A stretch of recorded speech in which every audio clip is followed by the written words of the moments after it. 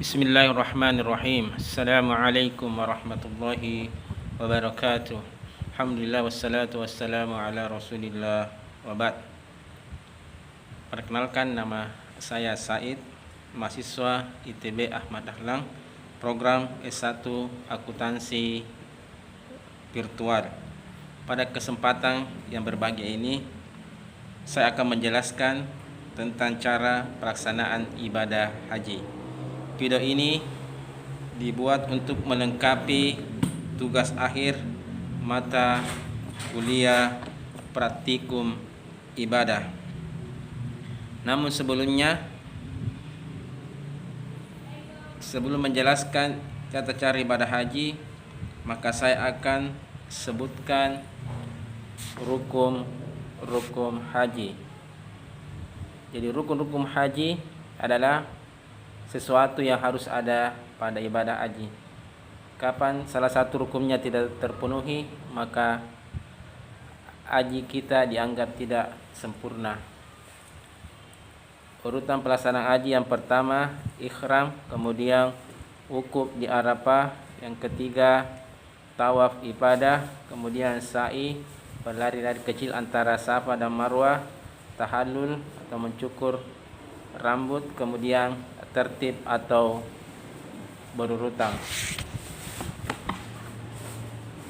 Ibadah haji terdiri dari 3 jenis haji. Yang pertama haji ifrad, haji qiran, dan haji tamattu.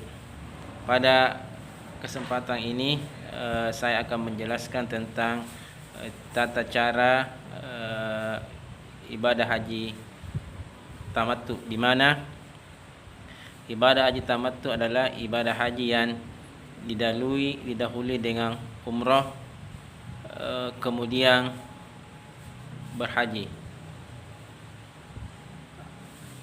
Yang pertama adalah kita niat untuk umrah, adapun lafaznya yaitu labbaika Allahumma umratan atau nawaitul umrata wa akhrantu biha lillahi ta'ala.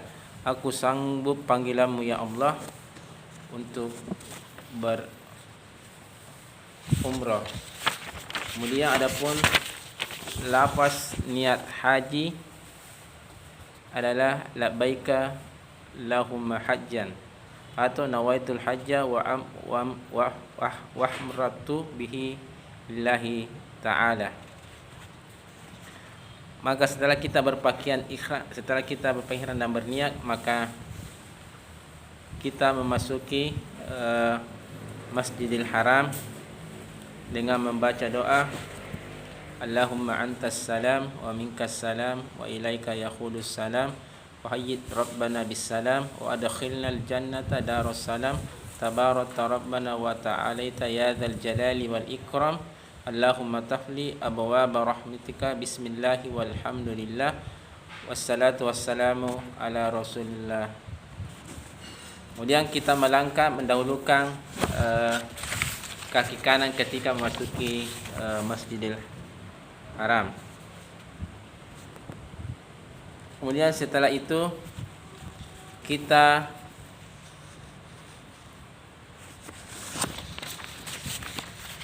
ketika kita melihat Ka'bah, maka dianjurkan kita untuk berdoa. Di antara doanya ialah Allahumma sid hadzal baita tasyrifa wa ta'zima wa tahriman wa mahabatan wa zidda man sarrafahu wa alzamahu wa karramahu mimman hajjahu aw ittamarahu tasyrifan wa ta'ziman wa tahriman wa birra. Kemudian setelah itu kita mulai melaksanakan tawaf, dimulai dari putaran dari garis lurus yang sejajar dengan Hajar Aswad atau dengan melihat lampu hijau di lantai atas Masjidil Haram dengan membaca Bismillahi wallahu akbar sambil melambaikan tangan ke arah Hajar Aswad, dan ini dilakukan setiap melewati Hajar Aswad dalam setiap putaran haji dari 1 sampai 7. Jadi ketika kita melewati Hajar Aswad, maka dianjurkan kita untuk melambaikan, mengangkat tangan sambil melirik ke Ka'bah dan membaca Bismillahi Allahu Akbar. Kemudian ketika kita melintasi makam Ibrahim, maka dianjurkan kita untuk berdoa. Di antara doanya, Rabbi adkhilni mudkhala sidqin wa akhrijni mukhraja sidqin waj'alni min ladunka sultanan nasira wa qul ja'al haqqu wa sahaqal batil innal batila kana zahuka. Maka ketika ketemu Hajar Aswad berarti 1 putaran, begitu seterusnya sampai 7 kali. Setelah selesai kita tahu 7 putaran, maka dianjurkan kita sholat 2 rakaat dan berdoa di multasam antara Hajar Aswad dan pintu Ka'bah. Kemudian setelah kita sholat 2 rakaat dan berdoa, maka kita keluar Masjidil Haram, di area Masjidil Haram.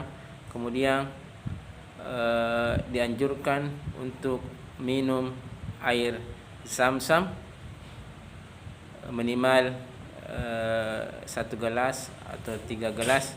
Dan ketika kita minum air Zam-Zam, dianjurkan untuk berdoa, Allahumma inni as'aluka ilman nafi'an wa rizqan wasi'an wa shifaan min kulli da'in wa saqamin bi rahmatika ya arhamur rahimin.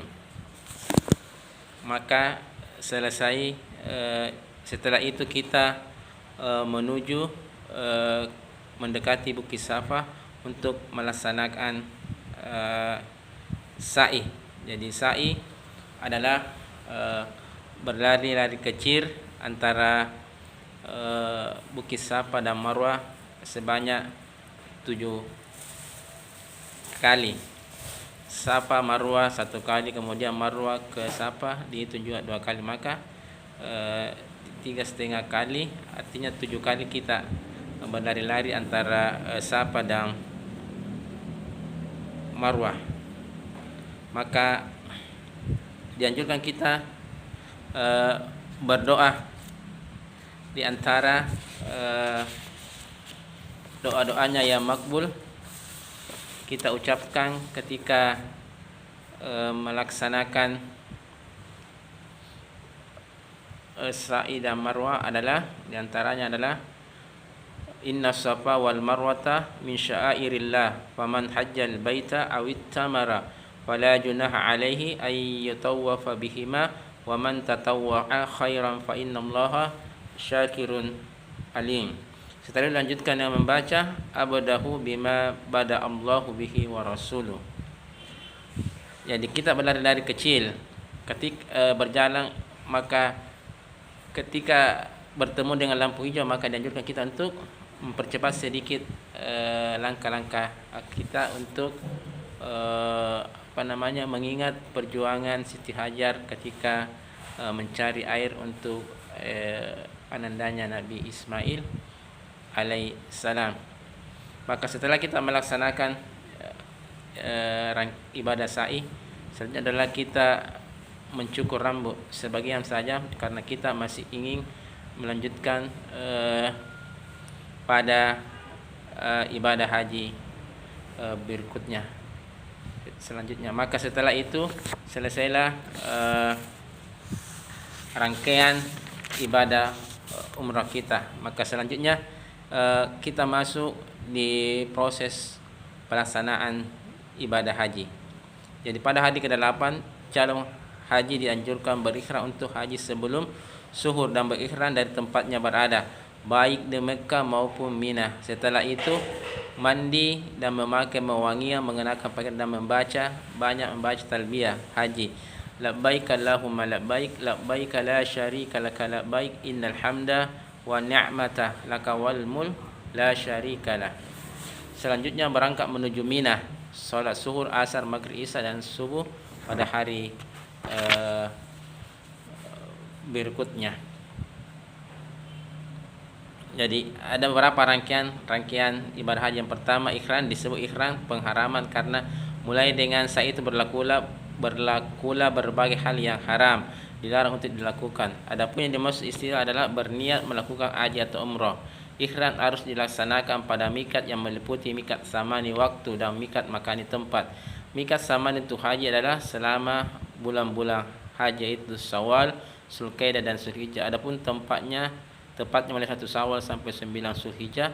Adapun mikat makan adalah sebagai berikut: Zulhulaifah atau Bir Ali bagian datang dari Madinah atau dari arah Madinah atau yang saja dengan Madinah. Kemudian Juffa bagian datang dari Syria, Mesir, negara-negara Afrika Utara dan negara-negara yang bersejar dengannya. Kemudian Yalamla bagian datang dari Yaman, India, Indonesia dan negara dengan sejajar dengannya. Kemudian Qarnul Manasil bagian datang dari Najd atau yang sejajar dengannya.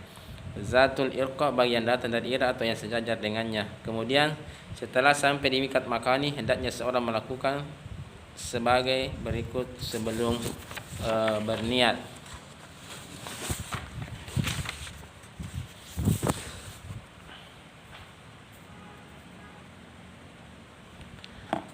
Maka jamaah sekalian Allah Subhanahu wa taala, setelah itu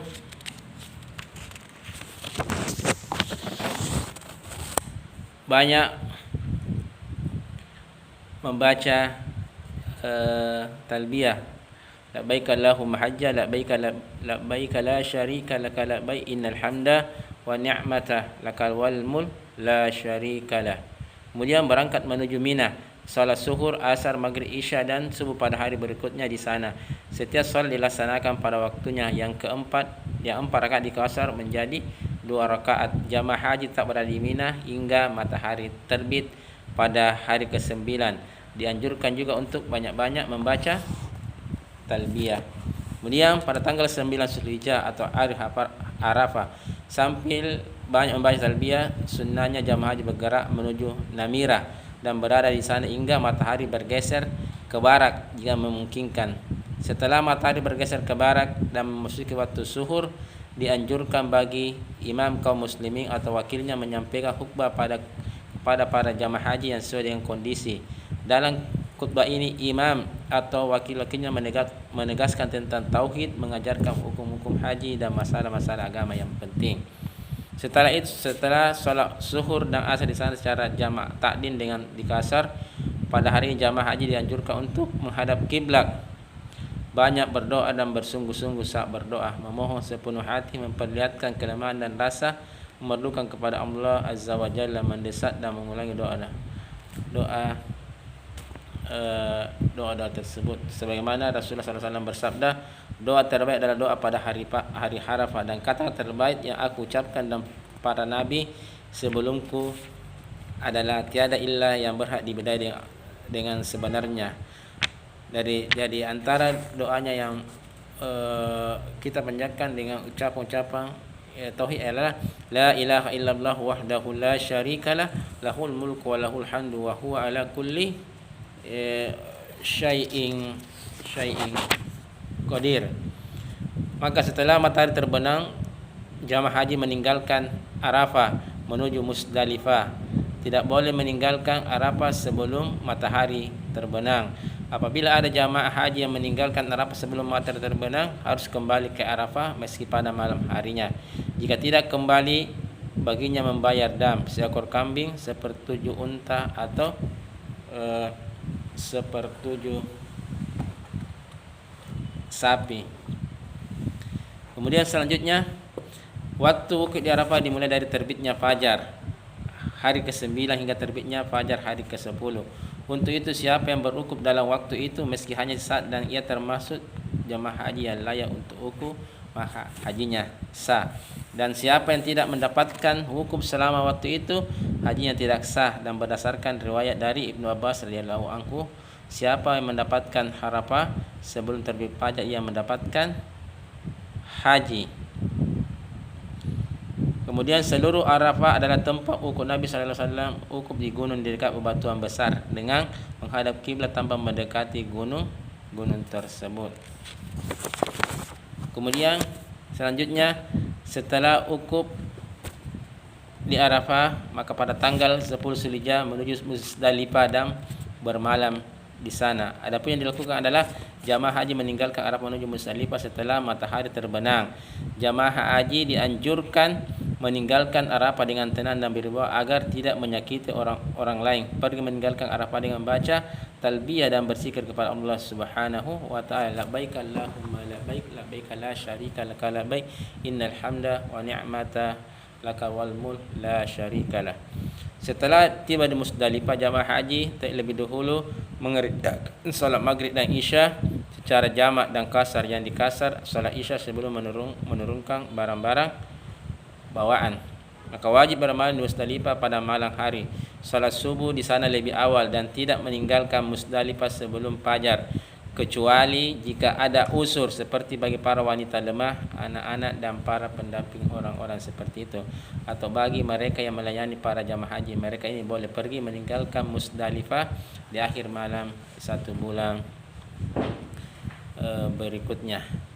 Tanggal 10 Zulhijjah atau hari Id, salat subuh, setelah itu fokus berzikir dan berdoa hingga menjelang matahari terbit. Jamaah haji meninggalkan Musdalifah saat sebelum matahari terbit menuju Mina. Di tengah jalan memperbanyak bacaan talbiyah, labbaik Allahumma labbaik, labbaik la syarika laka labbaik, innal hamda wa ni'mata laka wal mulk la syarikalah. Setelah tiba di Wadi Muhassir, jamaah haji mempercepat langkah. Wadi Muhassir adalah sebuah lembah yang terletak sebelum Mina. Lembah ini berada di antara Musdalifah dan Mina. Setelah tiba di Mina, jamaah melakukan amalan-amalan hari Id yang secara garis besar sebagai berikut: melempar jumrah Aqabah, menyembelih kurban, mencukur atau memendekkan rambut, tawaf dan sa'i. Setelah tiba di Mina, jamaah haji bergerak menuju jumrah Aqabah. Jumrah Aqabah adalah jumrah terakhir dari arah Mina dan jumrah pertama dari arah Mekah.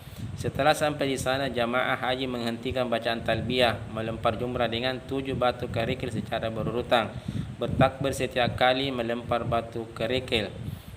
Allahu Akbar. Setiap kita melempar batu, maka kita dianjurkan untuk membaca takbir Allahu Akbar. Waktu yang dianjurkan untuk melempar jumrah Aqabah dimulai dari terbit fajar Arhid. Namun jika jamaah haji melempar jumrah sebelum fajar di akhir malam, hukumnya tetap sah. Waktu melempar jumrah terus berlalu hingga terbitnya fajar hari ke-11 Zulhijjah. Maka urutan amalan-amalan Arhid yang perlu kita ketahui adalah sunnahnya. Urutan amalan Arhid disebutkan adalah melempar jumrah, setelah itu menyembelih kurban, setelah itu mencukur rambut, setelah itu tawaf, kemudian sa'i bagi yang berkewajiban melaksanakan sa'i. Kemudian tahallul pertama dan tahallul kedua. Tahallul pertama, orang yang berikhram boleh melakukan seluruh larangan ikhram kecuali berhubungan badan atau melaksanakan akad nikah. Tahallul pertama didapatkan dengan melakukan 2 hal. Di antara amalan-amalan berikut adalah jumrah Aqabah, mencukur atau memendekkan rambut, tawaf dan sa'i bagi yang berkewajiban melakukan sa'i. Kemudian tahallul kedua, orang yang berikhram boleh melakukan seluruh larangan ikhram. Tahallul kedua didapatkan dengan melakukan seluruh amalan di atas. Kemudian menyembelih hadiyu dan tahallul tidak ada hubungannya. Kemudian pada hari-hari tasyrik, hari tasyrik ada 3, tanggal 11, 12 dan 13. Disebut hari tasyrik karena saat itu daging-daging kurban ditasyrik, dipotong-potong, diiris-iris dan dijamur. Selanjutnya rangkaian ibadah haji pada tanggal 11 Zulhijjah adalah jamaah haji bermalam di Mina pada malam ke-11. Pada hari ke-12 setelah matahari bergeser ke barat, jamaah haji melempar 3 jumrah. Setiap jumrah 7 batu kerikil. Adapun tata cara melempar jumrah dimulai dari jumrah ula, melempar 7 batu kerikil secara berurutan, bertakbir setiap kali lemparan dan batu harus jatuh di lubang tempat melempar jumrah. Setelah itu mundur sedikit lalu berdoa kepada Allah sambil mengangkat kedua tangan. Setelah itu jumrah wusta, melempar 7 batu kerikil seperti jumrah ula lalu berdoa setelahnya sambil mengangkat kedua tangan.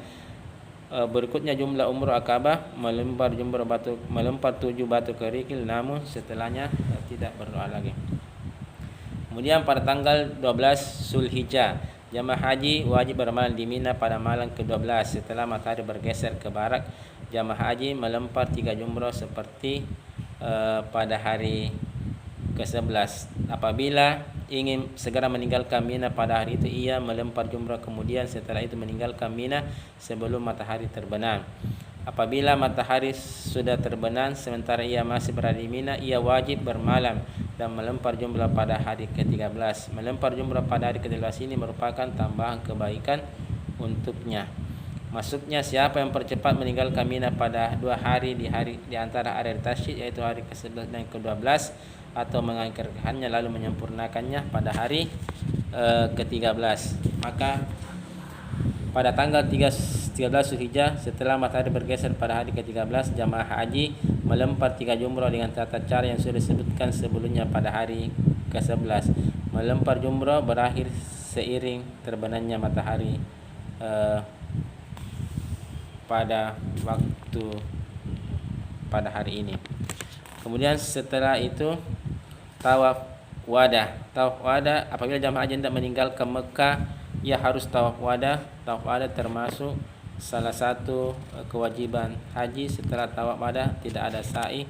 Tawaf wadah gugur bagi wanita haid dan nifas.